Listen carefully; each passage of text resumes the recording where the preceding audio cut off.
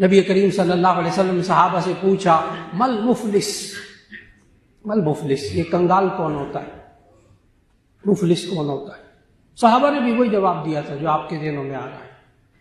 جس کے لیس لہ متاع ولا درہم۔ صحابہ نے کہا جس کے پاس سامان نہیں ہوتا، پیسے نہیں ہوتے، وہ قلاش ہوتا ہے، مفلس ہوتا ہے، کنگال ہوتا ہے۔ نبی صلی اللہ علیہ وسلم نے فرمایا نہیں، مفلس وہ شخص ہوتا ہے جس نے خوب نمازیں پڑھی ہوں گی، روزے رکھے ہوں گے،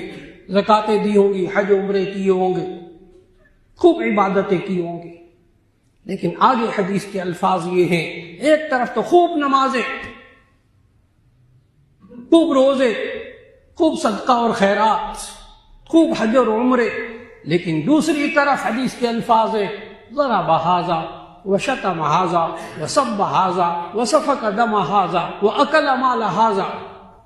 لیکن ان نمازوں کے ساتھ ساتھ کسی کا حق مارا ہوگا، کسی کو گالی دی ہوگی، کسی کا خون بہایا ہوگا، کسی کا مال کھایا ہوگا، تو نبی کریم صلی اللہ علیہ وسلم نے فرمایا اب آخرت میں تیسری صورت ہے، اور وہ یہ ہے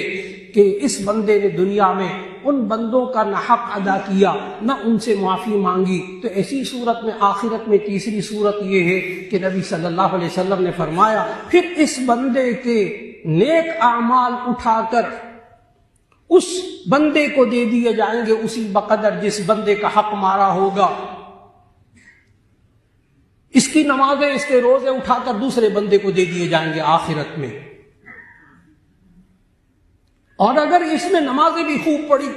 لیکن لوگوں کے حق بھی بڑے مارے، تو ایسی صورت کے اندر اس انسان کے سارے روزے، نمازیں، زکوٰۃ، حج، عمرے سارے چلے گئے دوسروں کے کھاتے میں، اور اس کے پاس نیک اعمال نہ بچے۔ تو نبی کریم صلی اللہ علیہ وسلم نے بڑی خوفناک صورت بتائی، فرمایا پھر اس وقت آخرت میں دوسرے بندے کے جس کا حق مارا اس کے گناہ اٹھا کر اسی بقدر اس کے کھاتے میں ڈال دیے جائیں گے۔ فرمایا قلاش اور مفلس اور کنگال تو یہ ہے کہ ساری زندگی وہ بیچارہ روزے اور نمازیں پڑھتا رہا لیکن دوسری طرف لوگوں کا حق مارتا رہا، آج اس کی ساری نیکیاں دوسرے کو چلی گئیں، اس کے گناہ اس کے کھاتے میں پڑ گئے۔ اللہ ہمیں اس وقت سے بچا لے۔ اپنی زندگی میں دوسروں کے حق ادا کرنے کی کوشش کیجیے۔ اور پھر ایک تو یہ گناہ کبیرہ ہے، میں نے عرض کیا حقوق العباد توبہ اور استغفار سے معاف نہیں ہوتے، یتیموں کا مال ناحق کھا کے توبہ اور استغفار سے معافی نہیں ملتی، دوسروں کا مال کھا کر دوسروں کو تکلیف پہنچا کر یہ انسان حج اور عمرے کر لے، اس کی توبہ اور استغفار نہیں ہوتی۔ ہاں البتہ حقوق اللہ کے اندر یہ بندہ توبہ اور استغفار کرتا ہے تو ایسی صورت میں اللہ تعالیٰ اس کے سارے گناہوں کو معاف کر دیتا ہے۔ بہت سے لوگ الجھتے ہیں مولانا معلوم نہیں پتہ نہیں کتنے کتنے گناہ سرزد ہو گئے، ہمیں تو فہرست بھی یاد نہیں، اور مجھ سے تو بڑے بڑے گناہ ہو گئے، مولانا کوئی بڑے سے بڑا گناہ بھی ہو گیا ہو کہ اللہ وہ بھی توبہ اور استغفار سے معاف کر دے گا؟ تو اس کا جواب یہ ہے کہ قرآن مجید کا مطالعہ کیجئے، سب سے بڑا گناہ اللہ نے کس چیز کو قرار دیا؟ اللہ تعالیٰ نے فرمایا سورہ لقمان میں، جہاں لقمان علیہ السلام نے اپنے بیٹے کو کہا یا بنی لا تشرک باللہ ان الشرک لظلم عظیم، کہ یہ شرک بہت بڑا گناہ ہے، بہت بڑا ظلم ہے۔ اور دوسری جگہ اللہ نے قرآن مجید میں فرمایا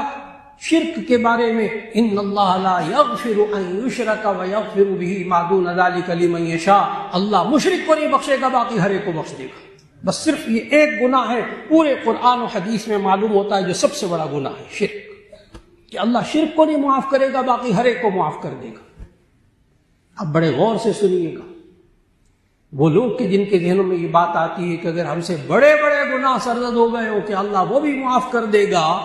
تو اس کا جواب یہ ہے کہ سب سے بڑا گناہ شرک، اور اللہ نے کہا میں مشرک کو نہیں بخشوں گا باقی ہر ایک کو بخش دوں گا۔ تمام مفسرین نے بالاتفاق ایک بات لکھی ہے یہاں اس آیت کی تفسیر میں کہ یہ آیت کہ میں مشرک کو نہیں بخشوں گا، ان اللہ لا یغفر ان یشرک بہ ویغفر ما دون ذلک لمن یشاء، اللہ مشرک کو نہیں بخشے گا باقی ہر ایک کو بخش دے گا۔ یہ صرف اس وقت ہے جبکہ موت شرک کی حالت میں ہوئی ہو، اور اگر موت شرک کی حالت میں نہ ہوئی ہو، زندگی میں اگر یہ اللہ سے معافی مانگے گا تو اللہ اسے بھی معاف فرما دے گا، اللہ اسے بھی معاف فرما دے گا۔ یہ انسان سب سے بڑا گناہ جس کو اللہ نے سب سے بڑا گناہ کہا شرک، یہ اللہ اس وقت معاف نہیں کرے گا جب اس بندے کی موت اس شرک کی حالت میں ہوئی ہو، اور اگر بندہ اپنی زندگی میں شرک سے بھی توبہ کر لے اللہ وہ بھی زندگی میں معاف کر دے گا۔ بڑی حساس مثال ہے، بڑا سنبھل کر مثال دوں گا، سوچئے گا۔ یہ جو عرض کیا کہ زندگی میں انسان شرک سے بھی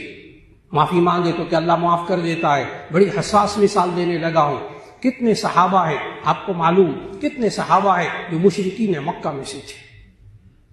کسی نے 40 سال شرک کیا، کسی نے 50 سال شرک کیا، کسی نے 80 سال شرک کیا، اور جب انہوں نے اسلام قبول کیا اور پھر شرک کی طرف کبھی واپس نہیں گئے تو آپ ان کے ساتھ کہتے ہیں رضی اللہ عنہم ورضوا عنہ، اللہ ان صحابہ سے راضی ہو گیا۔ کتنے سالوں کے شرک کو اللہ نے معاف کر دیا، تو معلوم ہوا اللہ بڑے سے بڑے گناہوں کو معاف کر دیتا ہے، چاہے سمندر کے جھاگ کے برابر گناہ ہو تب بھی اللہ معاف کر دیتا ہے۔ لیکن اس کے لیے عمل اللہ نے سکھایا، توبہ اور استغفار کا عمل۔